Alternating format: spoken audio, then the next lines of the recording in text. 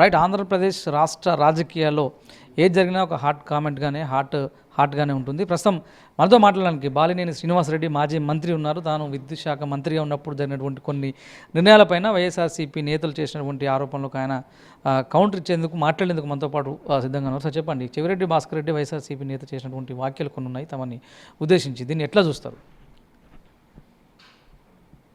అసలు నిన్న చెవిరెడ్డి గారు మాట్లాడుతూ సంతకాలు పెట్టారు, ఈ ఒప్పందాల మీద సంతకాలు పెట్టారు అని చెప్పి డైవర్ట్ చేస్తూ ఉన్నాడు. అసలు సంతకాలు దేనికి పెట్టారు? నా దగ్గరికి వచ్చిన ఫైల్ని ఒక క్యాబినెట్ పంపించేటప్పుడు కంపల్సరీగా ఏ మినిస్టర్ అయినా ఏ క్యాబినెట్ నోట్ అయినా కంపల్సరీగా సంతకం పెట్టి పంపించాల్సిందే. అది డిజిటల్ సంతకం పెట్టి పంపించిన దాన్ని ఒప్పందానికి సంబంధం ఏంటి? దాన్ని తీసుకొచ్చి సంతకాలు పెట్టాడు అంటాడు. అది పబ్లిక్ని డైవర్ట్ చేయొద్దు. మీరు ఎందుకు భుజాలు తడుకుంటున్నారు? యాక్చువల్గా నేనేం ప్రెస్ మీట్ పెట్టి చెప్పలేదు.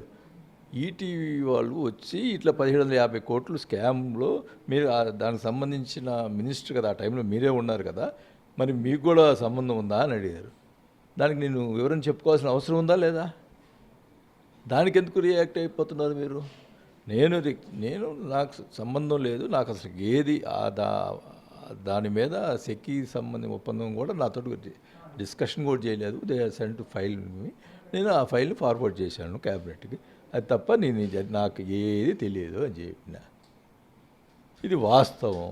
చెప్పమనండి జగన్మోహన్ రెడ్డి గారిని, నాతో ఏమన్నా కన్సల్ట్ చేశాడు చెప్పమనండి. ఏం లేదు, ఇది జరిగింది విషయం. ఇది మళ్ళీ ఏమన్నా వైఎస్ కుటుంబం ద్వారా నేను పైకి వచ్చావు అన్నాడు. ఎస్, రాజశేఖర్ గారు నాకు టికెట్ ఇచ్చారు, నాకు మినిస్టర్ ఇచ్చాడు, ఆయనకి ఎప్పుడు కృతజ్ఞత అయి ఉంటా.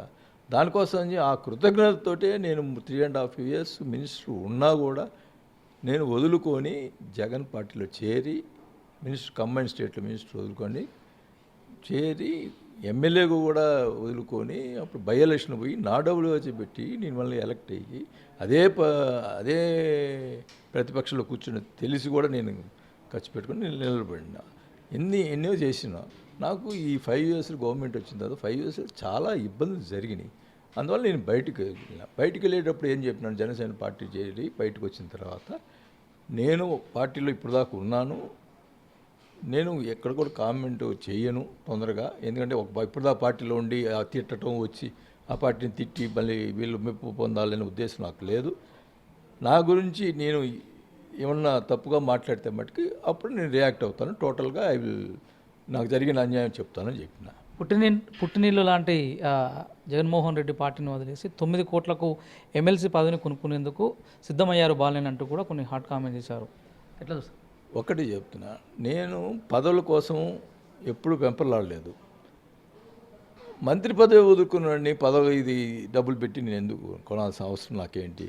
నా డబ్బులు నాకేం ఉంచావా? ఇప్పుడు ఈరోజు మొత్తం మా నాన్న ఇచ్చిన ఆస్తి అన్నీ కూడా అమ్ముకునే పరిస్థితి తీసుకొచ్చినారు.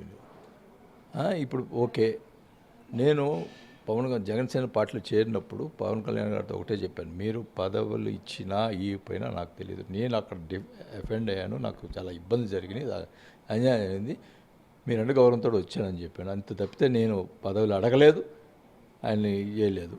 ఆయన ఇస్తే తీసుకుంటాను, లేకపోతే వేరేది ఏం లేదు. అలా అదే తప్పితే ఊరికే ఇష్టం వచ్చినట్టు నువ్వు చెవిరెడ్డి నువ్వు ఏంటి, నువ్వు మొదట్లో నేను ఎమ్మెల్యేగా ఉన్నప్పుడు నువ్వేంటి, వాట్ ఈజ్ యూ, నువ్వు నన్ను కామెంట్ చేసేవాడువా? అసలు నువ్వు చిత్తూరు జిల్లా నుంచి ప్రకాశం జిల్లాకు వచ్చి ఏం చేయాలనుకున్నావు?